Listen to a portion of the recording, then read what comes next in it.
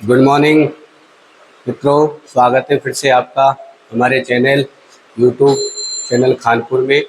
और आप सभी को दिवाली की अग्रिम शुभकामनाएं। बहुत बहुत कैसे हो सभी मित्र? अच्छे होंगे। और मित्रों, मेरी शुभकामनाएं आपके साथ हैं। सभी के लिए दिवाली मंगलमय हो मित्रों। और मित्रों, आज हम वही संवैधानिक विकास की श्रृंखला में कुछ प्रश्न डिस्कस करने वाले हैं। इससे पहले का जो वीडियो मित्रों मैं अपलोड कर चुका हूं, और उस वीडियो में मैंने लगभग 19 क्वेश्चन संवैधानिक विकास से संबंधित आपके सामने डिस्कस करवाए थे। और आज हम कुछ और बचे हुए प्रश्न जो बन सकते थे मित्रों, मैंने उनको भी इंक्लूड किया है। और आज हम फिर से संवैधानिक विकास की सेशन में कुछ महत्वपूर्ण प्रश्न डिस्कस करने वाले हैं। तो चलिए मित्रों, करते हैं बात। आपके सामने प्रथम प्रश्न है, देखिए। पहला प्रश्न है मित्रों, नीचे दो कथन दिए गए हैं जिसमें से एक को कथन ए और दूसरे को कारण आर कहा गया है। तो उक्त कथनों के संदर्भ में देखो, ऊपर के दोनों कथनों के संदर्भ में कौन सा सही है ये आपको बताना है। कथन क्या है? देखो, कथन है स्वतंत्र भारत में ब्रिटेन की प्रभुता बनी रही। तो देखो, स्वतंत्र भारत में ब्रिटेन की प्रभुता नहीं बनी रही मित्रों, समाप्त हो गई थी। दूसरा आर, स्वतंत्र भारत में अंतिम गवर्नर जनरल की नियुक्ति ब्रिटेन के प्रभुता संपन्न शासक ने की थी। हाँ मित्रों, ये कथन सही है। तो देखिए मित्रों, इसमें जो सही आंसर होगा, ये तो गलत है कथन, तो डी ऑप्शन इसका क्या हो जाएगा? सही हो जाएगा। ठीक है, अगला प्रश्न देखते हैं अपन। देखो, प्रश्न नंबर 21, यानी 2 नंबर का आज के हिसाब से देखें तो। और प्रश्न है, देखो, भारत में ब्रिटेन के सभी संवैधानिक प्रयोगों में से सबसे कम समय तक चला, यानी सबसे कम समय तक कौन सा जो अधिनियम था जिसका कार्यकाल सबसे कम था, ये आपसे पूछा गया है। तो पहला ऑप्शन दे रखा है मित्रों आपके सामने, देखो। ए ऑप्शन है 1861 का भारत परिषद अधिनियम, बी ऑप्शन 1892 का भारत परिषद अधिनियम, सी ऑप्शन है 1909 का भारत परिषद अधिनियम, डी ऑप्शन है मित्रों 1919 का भारत परिषद अधिनियम। तो सबसे कम चला था मित्रों 1909 का भारत परिषद अधिनियम। ठीक है, तो पार्लियामेंटो सुधार अधिनियम, ये याद रखना, ऑप्शन सी इसका होगा मित्रों सही। आगे चलते हैं, देखो अगले प्रश्न पर विचार करते हैं। अगला प्रश्न आपके सामने है, और अगला प्रश्न है मित्रों, देखिए अगला प्रश्न है प्रश्न नंबर 22 है। और अगले प्रश्न पर विचार करते हैं अपने।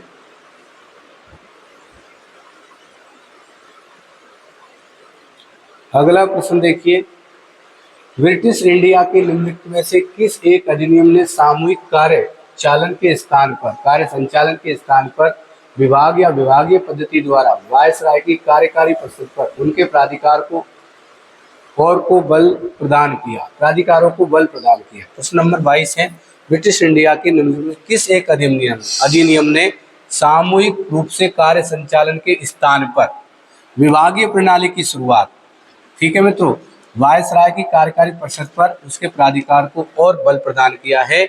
तो यहाँ पर देखो मित्रों, विभागीय प्रणाली की जो शुरुआत हुई, पोर्टफोलियो सिस्टम जो लाया गया, विभागीय प्रणाली की शुरुआत की बात करें,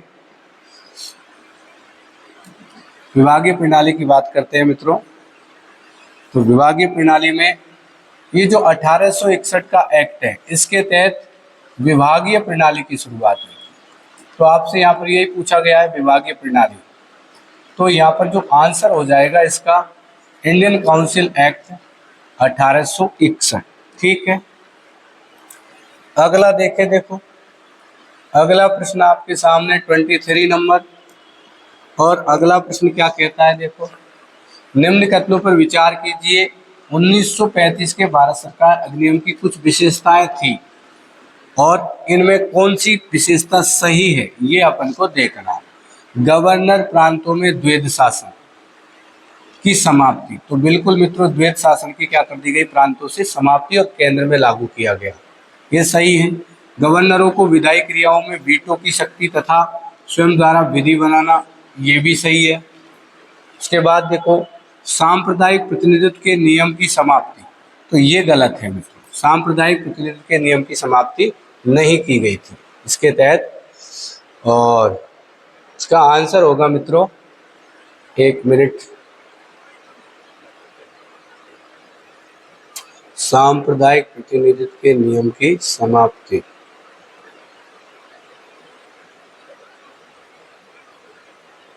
हम्म 1935 का भारत सरकार नियम, तो इसका आंसर होगा मित्रों बी ऑप्शन, 1 और 2 सही है। ठीक है, अगला प्रश्न देखो, आपके सामने अगला प्रश्न क्या है। अगला प्रश्न है, देखिए, मॉन्टेग्यू चेम्सफोर्ड सुधारों का गठन किस आधार पर किया गया था। तो मॉन्टेग्यू चेम्सफोर्ड अधिनियम मित्रों किसको कहते हैं, 1919 के भारत परिषद अधिनियम, भारत परिषद अधिनियम को कहा जाता है, ये आप जानते हैं। ठीक है, तो इसका आंसर देखिए इंडियन काउंसिल एक्ट 1919। ठीक है, ये आंसर हो जाएगा इसका। अगला प्रश्न देखते हैं अपने, अगला प्रश्न देखो, निम्न कथनों पर विचार कीजिए। कथन है गवर्नमेंट ऑफ इंडिया एक्ट 1935 में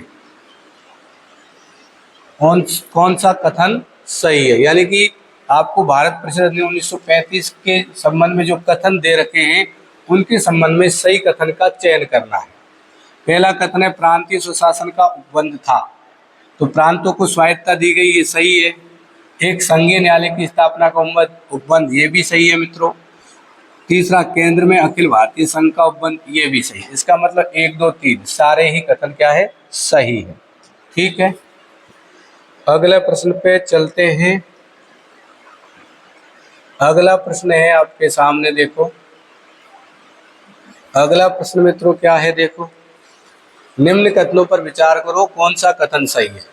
पहला कथन क्या है, देखो पहला कथन है चार्टर एक्ट 1853 के द्वारा ईस्ट इंडिया कंपनी के भारतीय व्यापार के अधिकार को उत्साहित यानी समाप्त कर दिया गया। तो मित्रों ये गलत है, क्योंकि 1833 के तहत व्यापारिक एकाधिकार समाप्त हुआ था, तो ये कथन क्या हो गया, गलत।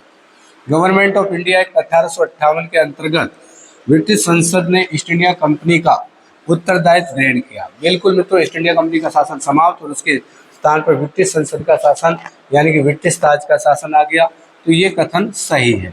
तो इसका सही आंसर क्या होगा, केवल 2। ठीक है, अब चलते हैं अगले प्रश्न पर। देखो प्रश्न नंबर आपके सामने 27वां है। क्या कहता है प्रश्न, देखो, निम्न कथनों पर विचार करो, उपरोक्त में से कौन सा कथन सही है। देखो रॉबर्ट क्लाइव बंगाल के पहले गवर्नर जनरल, तो मित्रों रॉबर्ट क्लाइव गवर्नर जनरल नहीं है, केवल गवर्नर है।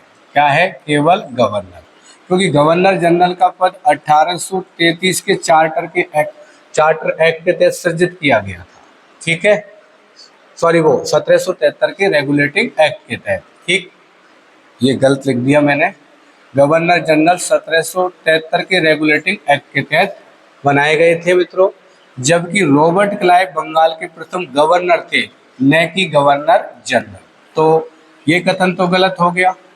अगला है, देखो विलियम बेंटिक भारत के पहले गवर्नर जनरल थे, तो हाँ मित्रों 1833 में हमने क्या किया, हमने क्या 1833 में जो बंगाल का गवर्नर जनरल था मित्रों, कहाँ का, बंगाल का, उसे संपूर्ण भारत का क्या बना दिया, संपूर्ण भारत का क्या बना दिया मित्रों, गवर्नर जनरल। तो पहले भारत के गवर्नर जनरल कौन बने, विलियम बेंटिक। कौन बने, विलियम बेंटिक। तो इस हिसाब से ये कथन सही, ये गलत। तो आंसर क्या हो गया, देखो केवल कथन 2 सही है, ये आंसर सही है। ठीक है, अगले प्रश्न पे चलें। अगला प्रश्न आपके सामने है मित्रों, अगला प्रश्न देखो क्या है अगला प्रश्न, भारतीय संविधान में केंद्र में राज्यों के मध्य शक्तियों का बंटवारा किया गया था। तो केंद्र और राज्यों के मध्य जो भारतीय संविधान में शक्तियों का बंटवारा किया गया है वो किस अधिनियम के तहत है देखो। तो मित्रों देखो, माल्य विंटर सुधार 1909 नहीं है, मॉन्टेगू चेम्सफोर्ड अधिनियम 1919 ये भी नहीं है, भारत सरकार अधिनियम 1935, भारतीय स्वतंत्रता अधिनियम 1947। तो देखिए मित्रों, तीन सूचियों के आधार पर, एक तो संघ सूची और एक राज्य सूची और एक समवर्ती सूची, तो ये प्रावधान मित्रों 1935 के अधिनियम के तहत था और वही प्रावधान किसमें है मित्रों, भारतीय संविधान। तो आंसर क्या हो जाएगा, सी हो जाएगा। ठीक है, अगला प्रश्न देखिए 29, निम्नलिखित में से चुनाव सिद्धांत का सूत्रपात किस अधिनियम के तहत किया गया, मतलब निर्वाचन पद्धति की शुरुआत किस एक्ट के तहत की गई थी। तो देखिए यहाँ पर ऑप्शन भारतीय परिषद अधिनियम 1861 ना, इसके तहत विभागीय प्रणाली की शुरुआत है। भारतीय परिषद अधिनियम 1892 ये सही है मित्रों, भारतीय परिषद ये नहीं है, ये भी नहीं है, तो आंसर क्या हो गया, बी आंसर हो गया। ठीक है, आगे चले देखो, अगला प्रश्न आपके सामने है, निम्न में से कौन सा जोड़ा सही है, सही जोड़ा पूछा है। एक साइड तो ए ऑप्शन में क्या दे रखा है, 1909 का अधिनियम, चुनाव का सिद्धांत, तो ये अभी अपन ने देखा है, चुनाव का सिद्धांत 1892, तो ये गलत हो गया। 1919 का अधिनियम प्रांतीय स्वायत्तता, तो प्रांतीय स्वायत्तता मित्रों 1935 के तहत है, तो ये भी गलत हो गया। वर्ष 1935 का दिन राज्यों में द्वैध शासन नहीं है, राज्यों में द्वैध शासन नहीं है मित्रों, केंद्रों में द्वैध शासन था, तो ये भी गलत हो गया। वर्ष 1947 का अधिनियम जिम्मेदार सरकार, ये सही है, तो आंसर क्या हो जाएगा, देखो जिम्मेदार का मतलब उत्तरदायी सरकार। अगला प्रश्न देखें, पोर्टफोलियो प्रणाली को संवैधानिक मान्यता, देखो कीड़ों ने बिल्कुल हद कर रखी है, पोर्टफोलियो प्रणाली को संवैधानिक मान्यता किस अधिनियम द्वारा प्रदान की गई थी, तो ये अपन पहले ही देख चुके हैं, इसका आंसर होगा भारत परिषद अधिनियम 1861। ठीक है, अगला देखिए, द्वैध शासन प्रणाली की शुरुआत किस अधिनियम से हुई थी, द्वैध शासन प्रणाली, तो यहाँ पर देखो द्वैध शासन प्रणाली, देखो भारत परिषद अधिनियम इसके तहत नहीं है, इसके तहत भी नहीं है, और 1909 नहीं, क्योंकि द्वैध शासन प्रणाली भारत सरकार, यहाँ पर देखो जो विषय थे उनको आरक्षित और हस्तांतरित दो भागों में बांटा गया मित्रों। तो आरक्षित विषय वो गवर्नर जनरल उसकी कार्यकारिणी, और जो हस्तांतरित विषय गवर्नर जनरल उसकी विधान परिषद, यानी दोहरे शासन की शुरुआत किसमें हुई, भारत सरकार अधिनियम 1919। ठीक है, तो ये आंसर इसका सही हो जाएगा। फिर अगला प्रश्न देखिए, अगला प्रश्न क्या है, देखो अगला प्रश्न है आपके, भारत सरकार अधिनियम 1935 की निम्नलिखित में से कौन सी विशेषता नहीं है, ये आपसे पूछा गया है। केंद्र में द्वैध शासन प्रणाली, ये तो सही है भाई, राज्यों से समाप्त और केंद्र में लागू। अखिल भारतीय संघ की स्थापना, ये भी सही है। प्रांतीय स्वायत्तता, ये भी सही है। प्रांतों में द्वैध शासन प्रणाली, ये गलत है, तो यही आंसर हो जाएगा सही। ओके, अगला प्रश्न देखते हैं, लास्ट प्रश्न है, देखो आपके दो प्रश्न ये लास्ट है मित्रों। देखिए, बंगाल का गवर्नर जनरल किस एक्ट द्वारा भारत का गवर्नर जनरल बना, तो ये भी अब पहले डिस्कस कर चुके हैं, चार्टर अधिनियम 1833। ठीक है, बंगाल के गवर्नर जनरल को संपूर्ण भारत का क्या बना दिया गया मित्रों, गवर्नर जनरल 1833 के चार्टर एक्ट के तहत, तो ये आंसर हो गया इसका। अगला देखो, निम्न वाक्यों में भारत सरकार अधिनियम 1858 में क्या शामिल है, आपसे पूछा है। वाक्य देखिए, कंपनी शासन के स्थान पर सम्राट का शासन लाया गया, राइट, बिल्कुल सही है, कंपनी शासन समाप्त हो गया। कोर्ट ऑफ डायरेक्टर के ऊपर बोर्ड ऑफ कंट्रोल की स्थापना, ये गलत है, ऐसा नहीं था। खुली प्रतियोगिता प्रणाली का सुनिश्चितीकरण, ये सही है, शुरुआत 1853 के एक्ट, मगर पूरी तरह से सुनिश्चितीकरण इसके तहत हुआ है। फिर है गवर्नर जनरल के विधायी और कार्यकारी कार्यों का पृथक्करण, ये भी नहीं है। फिर भारत में सेक्रेटरी ऑफ स्टेट के नए पद का सृजन, इसका मतलब है सेक्रेटरी ऑफ स्टेट भारत सचिव, क्या है मतलब, भारत सचिव। तो भारत सचिव का पद 1858 के एक्ट के तहत ही किया गया था मतलब। ठीक है, तो 1, 3 और 5 यानी कि डी ऑप्शन सही है। ठीक, तो ये हो गया मित्रों आपके एक मिनट, और भी है, एक आध प्रश्न और देख लेते हैं, और भी है, देखिए। अगला प्रश्न है, केंद्रीय प्रशासन की नींव निम्नलिखित में से किस एक्ट द्वारा पड़ी? तो केंद्रीय प्रशासन की नींव मित्रों पड़ी है रेगुलेटिंग एक्ट अधिनियम 1773। ठीक है, तो ये याद रखना है। उसके बाद सूची फर्स्ट को सूची सेकंड से सुमेलित करके सही उत्तर का चयन करें, ये है प्रश्न। नियंत्रण बोर्ड, तो नियंत्रण बोर्ड की बात करें तो नियंत्रक मंडल की अगर हम बात करें तो ये तो है 3। केंद्रीय प्रशासन ये एक मिनट रुको, ऊपर और ले लेता हूं। फिर उसके बाद देखो,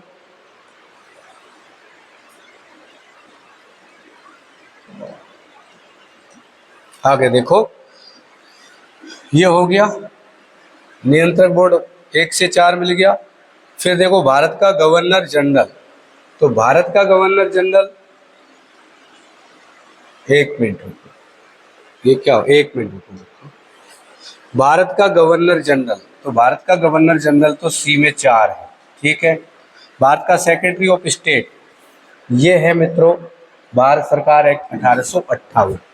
अब केंद्रीय प्रशासन की बात करें तो रेगुलेटिंग एक्ट, नियंत्रक बोर्ड की बात करें तो फिट्स इंडिया एक्ट। तो यहाँ ए में तो है 3, तो ए में 3, इसमें भी दिख रहा है, इसमें भी दिख रहा है, इससे काम नहीं चल रहा है। केंद्रीय प्रशासन बी में 1, तो बी में 1, इसमें भी है, इसमें भी, इससे भी काम नहीं चल रहा है मित्रों। और उसके बाद देखो सी, गवर्नर जनरल, भारत का गवर्नर जनरल सी में 4, तो सी में 4 इसमें है, तो मित्रों यही सही हो जाएगा आंसर, बी ऑप्शन। ठीक है, इस प्रकार से अपने देखा कि लगभग संवैधानिक विकास की श्रृंखला में 40 यानी कि 37 प्रश्न मैं आपके सामने डिस्कस कर चुका हूँ मित्रों। इस प्रकार अपना जो संवैधानिक विकास का सेशन था मित्रों पूर्ण होता है, और आगे हम आपकी डिमांड पर जो भी टॉपिक हैं वो लेकर आएंगे, और धीरज बनाए रखें मित्रों। इसी प्रकार से मैं संपूर्ण संविधान से संबंधित टॉपिक आपको YouTube पर फ्री पढ़ाने वाला हूं मित्रों, इसलिए चैनल को सब्सक्राइब करें, अपने मित्रों को शेयर करें और लाइक करें मित्रों। जय हिंद।